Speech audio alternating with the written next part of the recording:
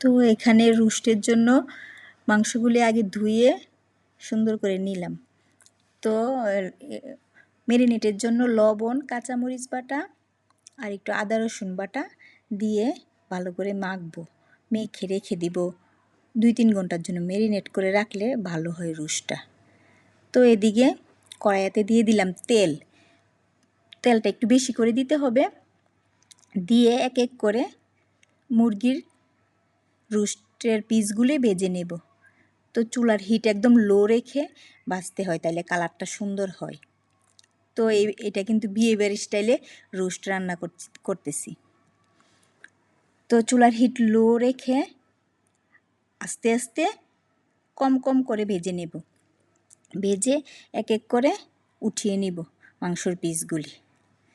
তো উঠিয়ে সবগুলি মাংসর পিস ভেজে নিয়ে নিলাম।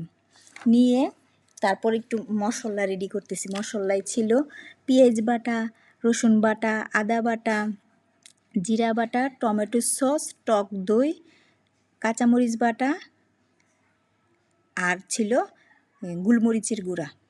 তো এদিকে আবার তেলে, মাংস ভাজার তেলেই আমি বেরেস্তা ভেজে নিচ্ছি। বেরেস্তা দিলে ভালো হয়। তো পেঁয়াজগুলি কেটে সোনালি বর্ণ করে ভেজে নিলেই বেরেস্তা তৈরি হয়। তো আমি এগুলি সুন্দর করে ভেজে নিতেছি। তো ভেজে এক সাইড করে রেখে দিলাম। সোনালি বর্ণ করে পেঁয়াজগুলি ভেজে বেরেস্তা বানিয়ে রেখে দিলাম। তো ওই তেলে আবার পর্যাপ্ত আন্দাজ মতো তেল দিয়ে তারপর তেজপাতা, এলাচি, দারচিনি, লং ফোড়নে দিয়ে দিলাম। এটা কিন্তু বিয়েবাড়ি স্টাইলের রোস্ট রান্না করছি। তো পরে দিয়ে মশলাটা দিয়ে কষিয়ে নিচ্ছি।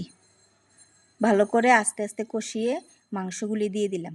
কষানোটা যত ভালো হয় ততই মাংসর টেস্ট আসে ভালো। তো মাংসগুলি দিয়েও মশলা তো ভালো করে কষিয়ে নিলাম। তারপর মাংসগুলি দিয়েও আবার একটু ঢেকে রেখে ভালো করে কষাবো। ঢাকানোটা আমার উঠানো হয় নাই মোবাইলে। তো আবার কয়টা কাঁচামরিচও দিয়ে দিলাম। দিয়ে আন্দাজ মতো একটু ঝোল দিয়ে ঢেকে রাখলাম। সিদ্ধ হয়ে আসলে তারপর দিয়ে দিলাম একটু গুঁড়া দুধ গুলে।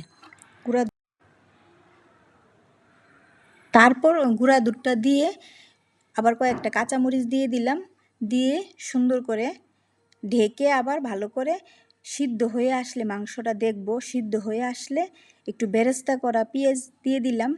দিয়ে আবার একটু ঢেকে রাখলাম। রেখে মশলাটা কষিয়ে আসলে, ঝোলটা কষে আসলে আন্দাজ মতো হয়ে গেলে তারপর রোস্টটা নামিয়ে নিব। তো এভাবে নামিয়ে নিয়ে তারপর আবার উপরে সাজিয়ে দিব একটু বেরেস্তা ভাজা দিয়ে। এভাবে কিন্তু বিয়েবাড়ি স্টাইলের রোস্ট আমরা ঘরেই রান্না করে খেতে পারি। অনেক ভালো হয় এটা। পোলাওয়ের সাথে, সাদা ভাতের সাথে অনেক ভালো লাগে। রুটি দিয়েও খাওয়া যায়।